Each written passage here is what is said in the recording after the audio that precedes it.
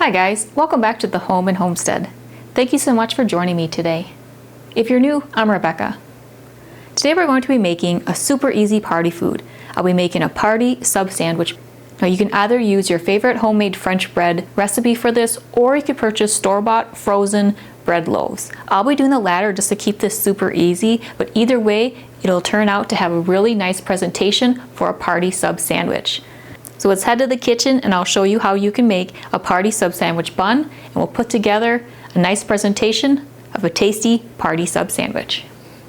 Now, as I mentioned earlier, I'm going to keep this recipe super simple, so I will actually be using store-bought frozen bread loaves. If I were to be making my French bread homemade recipe, that creates 2 loaves, and I would just cut the dough in half and allow the 2 loaves to rise like I've done here.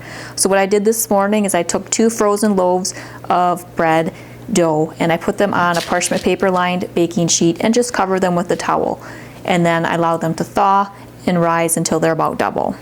So now what we're going to do is remove them from the pan here, and we're going to be using a bundt cake pan. Now, this is a USA pan bundt cake pan, so I don't have to grease or prepare this in any way, and the party sub bun will release from this pan really nicely. If you need to grease or prep and flour your bundt cake pan, make sure that you do that because you want your bread to be able to release from the pan nicely later. So what you're going to do is take your 2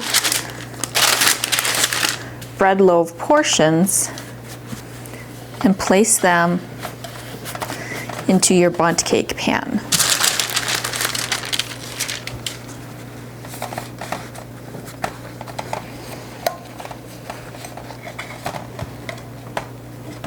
I just try to tease them together slightly so that hopefully it'll create a nice circle rather than 2 halves, but either way it'll work just fine. Now that we've done this, I have preheated the oven to 350 degrees. So what we're going to do is bake our party sub bun in the bundt cake pan for 20 to 30 minutes, or until the bun has cooked through and has a nice golden brown color. So let's get this into the oven to bake. All right, our party sub bun has finished baking. It took about 35 minutes to get to this point. It's a nice crusty outside and it's still soft in the middle. It has a little spring to it. So what I like to do is cool the party sub bun on a cooling rack. So I'm just going to turn this out of the bundt cake pan.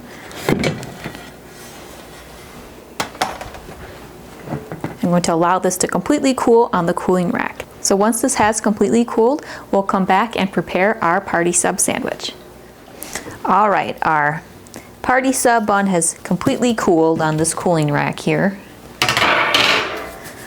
So all I'm going to do is take a bread knife and cut it down the middle.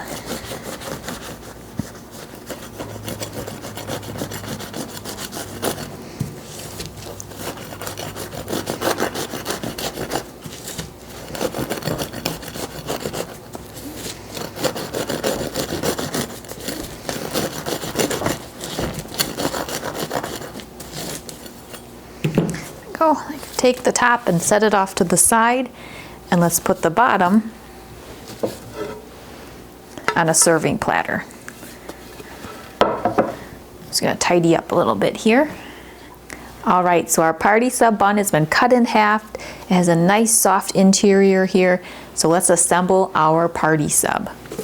So on this platter I have numerous meats and cheeses and things like that. So let's construct a nice looking party sub. So I have some Black Forest ham,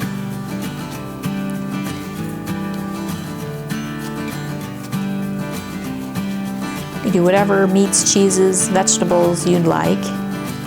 I prefer to leave off the sauces and mayonnaise and things like that until the time of serving, and I'll just put the condiments off to the side for people to add. That way the sandwich doesn't get soggy while it sits. Then I have some black pepper turkey breast. I just did about a ½ pound of each meat for this party sub.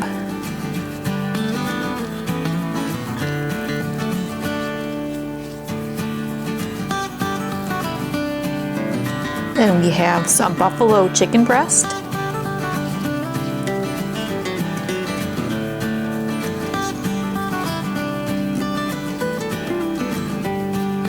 and some hard salami.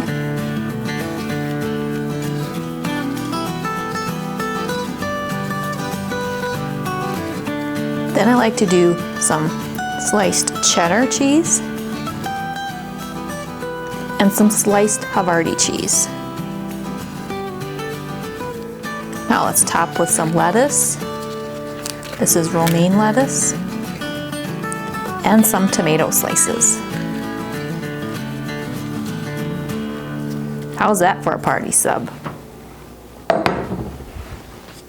Now let's put the top back on. And there you go, we have a beautiful party sub. Let me cut into this and we can have a closer look at our homemade party sub with a beautiful bundt pan party sub bun. All right, here we have our super easy party food of a party sub sandwich. We were able to make this sub sandwich bun quickly and easily with a bundt cake pan.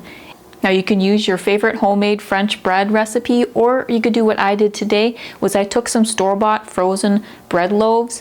It took 2 of them for this recipe, and I just simply allowed those loaves of bread to thaw and rise underneath the towel as instructed on the package. And now we have a beautiful presentation for a homemade party sub. This would be wonderful for game day, a get-together, maybe even a barbecue. You can add whatever meats, cheeses, vegetables, and toppings you would like.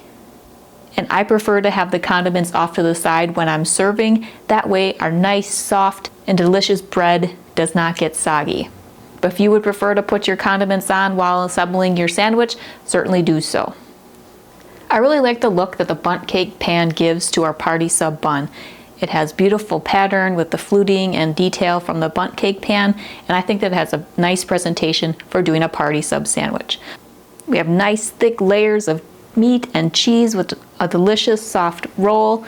So if you'd like to make a homemade party sub for your next family gathering, party, or game day, I hope you'll consider this recipe and the technique of using a bundt cake pan to make your party sub sandwich bun. If you'd like more ideas or inspiration on snack foods, be sure to check out the playlist on the topic. I also have a number of different recipes and from scratch cooking in my recipes in the kitchen playlist. So hopefully some of them will give you inspiration and get you into the kitchen cooking.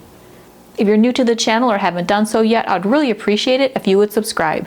So please be sure to hit that subscribe button below and continue to watch my channel, The Home and Homestead, for some more homemade, homegrown, and home style inspiration. I hope that you're having a great day. See you next time. Take care.